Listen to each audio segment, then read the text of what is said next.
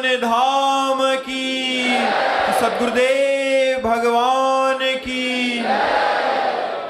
कुशाग्र शर्मा जी मुजफ्फरनगर से। राधे राधे महाराज जी। महाराज जी, कौन से प्रकार की विरक्ति श्रेष्ठ है? सभी सुख प्राप्त करने के बाद, तृप्त होने के बाद, या कुछ भी प्राप्त नहीं होने आज तक एक भी इतिहास में हमें बता दो जिसने भोगों से तृप्त होकर वैराग्य लिया हो। शास्त्र, पुराण, इतिहास, आगम निगम, जहां भी तुम्हारी पहुंच हो, एक व्यक्ति का नाम लीजिए, एक महापुरुष का नाम लीजिए जो भोगों से तृप्त होकर वैराग्य लिया हो। एक भी व्यक्ति का नाम बताइए जो तृप्त हुआ हो कि आज मैं विषयों से तृप्त हो गया, अब मैं भगवान की तरफ जा रहा हूं। जब छोड़ा तो अतृप्त होके छोड़ा। पढ़ो इतिहास। महाराज ययाति अपनी जवानी भोगी। देवयानी ऐसी नहीं थी, देवता भी मूर्छित हो जाए ऐसी सुंदर थी देवयानी, भगवान शुक्राचार्य जी की पुत्री। उनके साथ पूरी अपनी जवानी, अपने बेटे की 1000 वर्ष की जवानी, फिर भी अतृप्त होकर के छोड़ा। भोगों में कभी तृप्ति हो सकती है?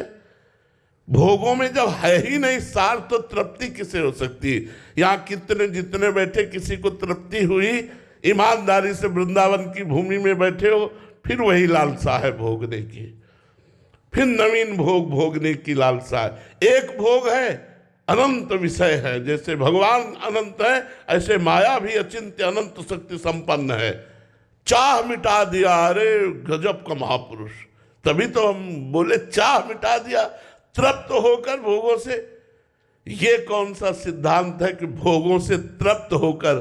अरे भाई, एक बकरा राजा ने चराया खूब अच्छी तरह, और देखा कि दिन भर खवाने के बाद भी जब डालो तो मुंह मार देता है, पेट भरा हुआ है सब। तो उन्होंने ऐलान किया अपने राज्य में, मेरे बकरे को जो तृप्त कर देगा उसे मैं अपने समान राज्य सुख प्रदान करूंगा। बकरे को पेट भरने के लिए हजारों लोग आ गए। महाराज मुझे दीजिए। ले गए, जो जो हरी घास, किसमिस, जो दुनिया की चीजें सब बिछा दी, क्योंकि राज्य सुख मिलना है। शाम के गए, महाराज बकरा छका हुआ है। महाराज ने एक हरी घास का तिनका डाला, तुरंत मुंह मार दिया। बोले नहीं, अगर तृप्त होता तो मुंह क्यों मारता? चलो हटो तुम। एक बहुत विवेकी था, उसने 10 दिन जाकर के रोज देखा, रोज बकरा मुंह मार देता है और खूब छका है। बोले महाराज मुझे दीजिए। बोले आप ले जाइए। कुछ नहीं खवाया, घास डाली, जो ही मुंह करे सो एक चमक। दिन में सैकड़ों उसके मुंह में मारी, इसके बाद डाली, वो चुपचाप खड़ा है, एक भी घास नहीं खवाई। ले गया, बोला महाराज की जय हो। बोले बकरा तृप्त होके आ गया। बोले उसका पेट तो वैसे ही खाली नजर आ रहा है। बोले महाराज आपको पेट से नहीं मतलब है, आपको तिनके से मतलब। डालकर आप चेक करते हैं, चेक कीजिए। बांस की छड़ी रखा हो, ऐसे बैठ गया। महाराज चेक कीजिए। महाराज दुनिया की चीज डाल दिए, बकरा ले आ गए। ये मन रूपी बकरा है, ये विषय रूपी घास में मुंह मार देगा। इसे देखना इंद्रियों के न घोड़े भगे, रात दिन इनमें संयम के कोड़े लगे। महाराज जी, भोगने से तृप्ति नहीं मिलेगी? नहीं, कदापि नहीं। किसी को भी हुई तो बताओ। चिल्ला चिल्ला कर रोए, चिल्ला चिल्ला कर रोए। महाराज उर्वशी अप्सरा भगवान नारायण की जंघा से प्रकट हुई, देवराज इंद्र को भी मोहित करने की सामर्थ्य रखने वाली। महाराज नहुष पागल हो गए, वर्षों भोगते रहे, फिर भी भोग की इच्छा से पागल हो गए। भागवत उठा के देख लो। भगवत चरणारविंद का प्रेमी जिस समय केवट भगवान के चरणों को पखार रहा है, तो क्या कह रहा है? अब कछुनाथ न चाहिए मोरे, दीन दयाल अनुग्रह। जब भगवान के नाम का आश्रय ले लिया, भगवान के रूप का आश्रय ले लिया, भगवान के चरणों का आश्रय ले लिया, वो एक साधारण से साधारण पुरुष भी विश्व रस का त्यागी होगा। भगवान से विमुख त्रिभुवन का भोग दे देने पर भी कभी कोई तृप्त नहीं हो सकता है। हमारी बात मान लो। अगर आप ऐसा सोचे हो कि मुझे खूब विषय मिल जाए, मैं भोगूं और भोग कर तृप्त हो जाऊं, तो प्यारे पूरा जीवन बर्बाद कर दो। जब तक भगवान की शरण में नहीं लोगे तब तक ये बकरे वाली दशा बनी रहेगी, मुंह मार देगा। देखना इंद्रियों के न घोड़े भगे, रात दिन इनमें संयम के कोड़े लगे।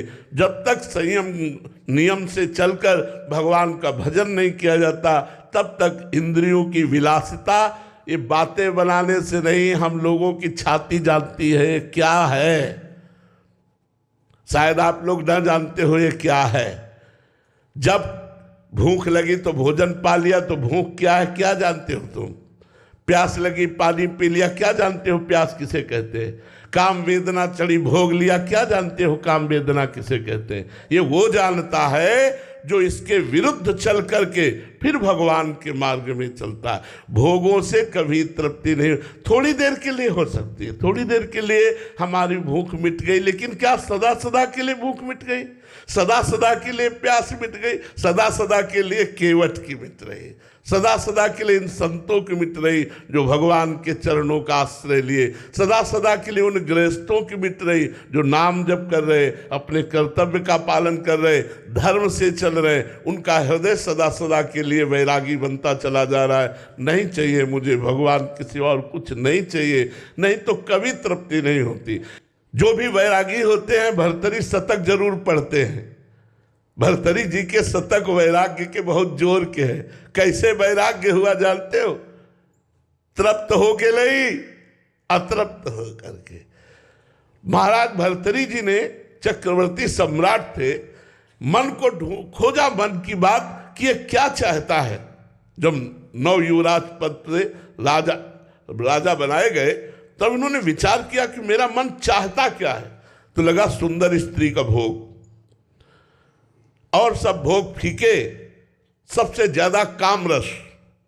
ऐलान कर दिया कि विश्व की कोई सुंदरी मैं उसे वर्ण करना चाहता हूं, मेरे सामने आए। तो बहुत से जो अपनी सुंदरता का अभिमान रखती थी सुंदरियां एकत्र, क्योंकि चक्रवर्ती सम्राट महाराज भर्तरी, उनमें एक का नाम था पिंगला, जो सर्वांग सुंदरी, और भर्तरी जी के चित्त को लुभायमान कर लिया। भर्तरी जी ने उसके साथ पाणी ग्रहण किया। वो बहुत वैज्ञानिक महापुरुष थे। उन्होंने कहा राजपाट हमारा छोटा भाई विक्रमादित्य संभालेगा। अब मैं देखता हूं इस काम में सुख कितना है। जिस काम के लिए मेरा मन लालायित हुआ, पहले मैं सुख से तृप्ति प्राप्त करूंगा। अब राजमहल केवल समय से भोजन पहुंच जाएगा, कोई भी राजकाज सब विक्रमादित्य के ऊपर, और आप केवल भोग निर्णय करने के लिए। बहुत बड़े महान तपस्वी वैरागी महापुरुष हुए भर्तरी जी। आखिरकार इस भोग में कौन सा सुख है जिसके लिए मेरा मन लालायित हुआ। बहुत वर्ष व्यतीत होते गए, लेकिन समय नहीं पता चला। पिंगला एक दिन अपने महल के पार्श्व की तरफ देखा तो एक हष्ट पुष्ट जवान घोड़ों की रखवाली करवा रहा था। कोई मालिश कर रहा है, कोई कुछ कर, उसे अश्वपाल कहते हैं। देखा और जम गया। पिंगला ने दासी को भेजा, अश्वपाल से कौन मिलना चाहती। अब महाराज जब शयन में होते तब अश्वपाल से मिलना शुरू हुआ। अब आप बहुत ध्यान से सुनना, महापुरुषों के चरित्रों में ज्ञान प्रकट होता है। एक गरीब ब्राह्मण तपस्या कर रहा था देवराज इंद्र के लिए कि वो प्रसन्न और मुझे धन दे। तो देवराज इंद्र संबंधी मंत्रों का वो जाप कर रहा था। देवराज इंद्र प्रकट हुए और एक फल दिया, बोले अमर फल, इसे खाने से अमर हो जाता है। बस अंतर ध्यान हो गए। उनका मेरी बात भी नहीं सुनी, मुझ गरीब को अमर होके क्या करना है, मुझे तो धन चाहिए था। अच्छा, शायद उपाय बताया, ये अमर फल मैं महाराज भर्तरी को दे देता हूं, और भर्तरी धर्मात्मा राजा हैं, वो अमर रहेंगे तो हमारी प्रजा सुखी रहेगी। ब्राह्मण और ऋषियों के लिए राजा का ये महल खुला रहता था, कभी भी कोई जा सकता है। ये वहाँ कोई नियम नहीं थे। ये पहले था ब्रह्म ऋषियों के लिए, संतों के लिए, ब्राह्मणों के लिए, विप्रों के लिए ये मार्ग। महाराज की जय हो। कहो विप्रवर कैसे आगमन हुआ। महाराज मैंने तपस्या कर, मुझे देवराजेंद्र ने एक अमर फल दिया, इसे खाने से अमर हो जाया जाता है। आज्ञा करी, जितना खजाने से धन चाहिए इनको दे दीजिए। अमर फल लिया, सोचा मेरी आसक्ति पिंगला पे है, मैं अमर होकर क्या करूंगा, अगर पिंगला अमर रहेगी तो मैं सुखी रहूंगा। पिंगला को बुलाया और कहा ये हमारे देश के विप्र की तपस्या का फल है, आप इसे पा लीजिए, अमर हो जाएंगे। उसने कहा महाराज आप निश्चिंत हो जाइए, मैं स्नान आदि करके इस अमर फल को प्राप्त कर लूंगी। पिंगला ने सोचा मैं अमर होकर क्या करूंगी, यदि अश्वपाल जीवित रहा, अमर रहा तो मुझे सुख मिलता रहेगा। उसने अश्वपाल को दे दिया। अश्वपाल का संबंध था राजा की नर्तकी से, जो दरबार में नृत्यांगना थी नवीन अवस्था की। उन्होंने सोचा अगर ये नर्तकी जीवित रही और अमर रही तो मैं सुखी बना रहूंगा। उन्होंने नर्तकी को दे दिया। नर्तकी ने विचार किया मैं जिस राजा के दरबार की नर्तकी हूं, राजा अमर हो तो अच्छा है। वो अमर फल फिर भर्तृहरि जी के पास पहुंच गया। भर्तृहरि जी महाराज के पास जब अमर फल पहुंचा तो उन्होंने वैश्या से कहा क्योरी विप्र अमर फल लाया तो समझ में आया तपस्या करके लाया, तू कहां से लाई? अब वो तो कांप गई। महाराज जीवन दान हो, सत्य बोल। तो उनका महाराज आपके महल के पीछे जो अश्वपाल ने मुझे दिया, जाओ। अश्वपाल को बुलाया सभा में और कहा बोल ये अमर फल कहां से मिला? अब उसके तो होश उड़ गए। महाराज जीवन दान हो तो सत्य बोलूं। हाँ जाओ, माफ किया महाराज, आपकी रानी पिंगला ने दिया। पिंगला को बुलाया और कहा क्योरी चक्रवर्ती सम्राट मुझ भर्तृहरि से तुझे तृप्ति नहीं हुई? एक अश्वपाल से, अरे अश्वपाल तुझे चक्रवर्ती सम्राट की महारानी पिंगला से तृप्ति नहीं हुई? एक नर्तकी से धिक्कार है इस काम को। और उतारा मुकुट और रख दिया और सदा सदा के लिए वनवासी बन गए अतृप्त होकर।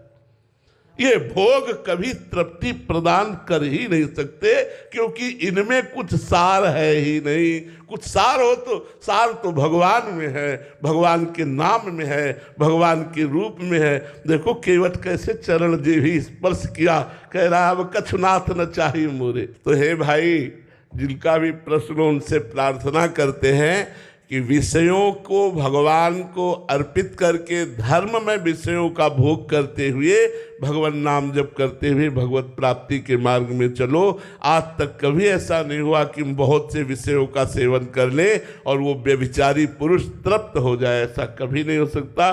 बड़े बड़े चक्रवर्ती सम्राट, बड़े बड़े राजाओं के चरित्र इसीलिए हमारे महर्षि व्यासदेव जी ने लिखा है कि जिनको पढ़ करके हम विचार करके राग रहित हो सके। महाराज जी क्योंकि अंदर का